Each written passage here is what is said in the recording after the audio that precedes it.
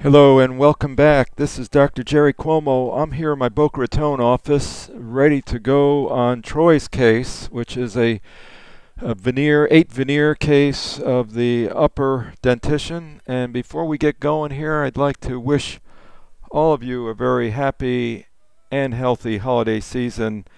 Um, we're certainly looking forward to it, and a little rest and relaxation helps the dentist practice better and more wisely. So for all the dentists and dental offices out there, enjoy the holidays, and patients as well. Certainly have fun with your loved ones and enjoy. We're here now to discuss Troy's case, and we'll get going on that.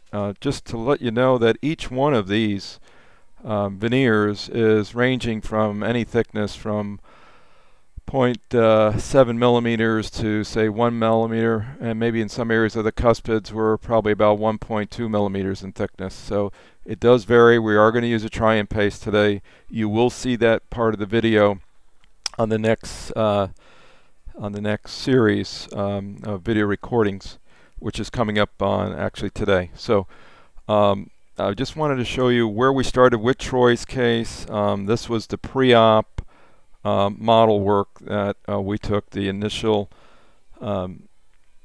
alginate, okay, and Troy's not only was the shape needing improvement but also the color. He has a very severe tetracycline case. These are all old veneers that I've taken off, and I've also included the bicuspid, so the first premolars.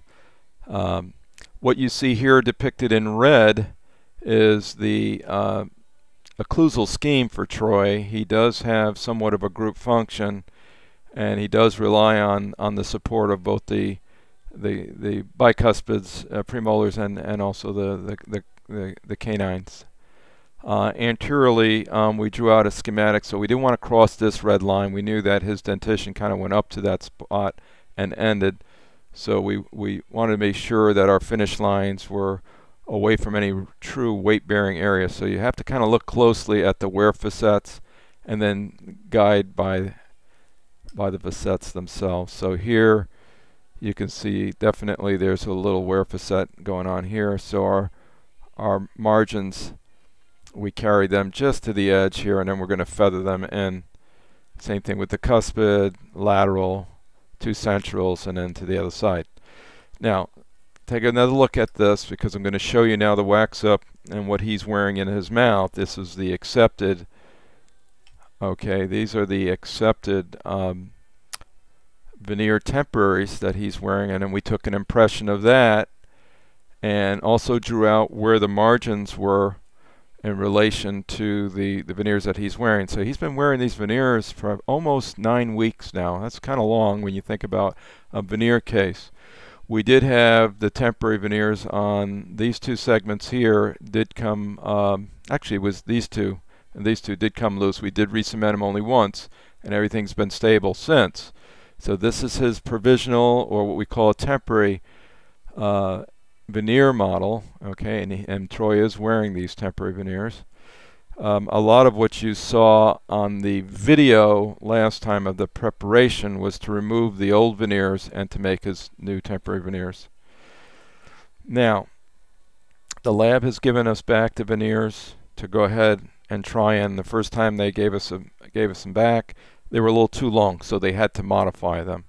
Now we're at the right length, and what's also kind of neat is the lab also has these nice little devices here, which are brown in color, and that's to simulate the actual color of the tooth itself. So you can tell how dark his teeth are. I'll try to video record this so you can see the dark bands in the tetracycline case. And tetracycline was an antibiotic that was given to a number of individuals to fight infection, but unfortunately at the particular age it was given, which was during the early development of the permanent dentition, it did turn the developing dentin a dark brown. So inside the tooth we're dealing with this color, and we have to mask it. So think about what cements are going to be used today are important, and the try-in cements will dictate certainly what we end up with. Now, the final thing I want to cover is the silicone index, which you all should make and should really understand the actual accepted length, as well as the enamel, or it's going to be the veneer that comes out to the facial aspect.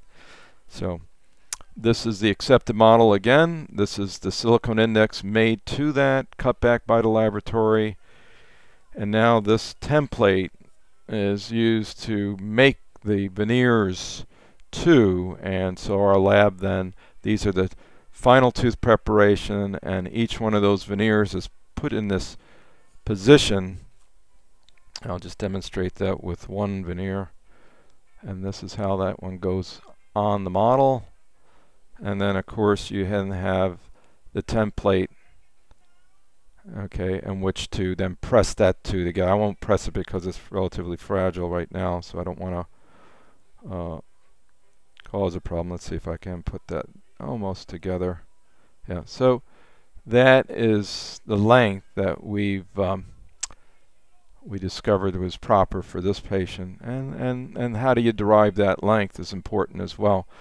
We covered a few of these things in other videos, but basically it's how the temporaries play out in the mouth is the key to this overall success of the case.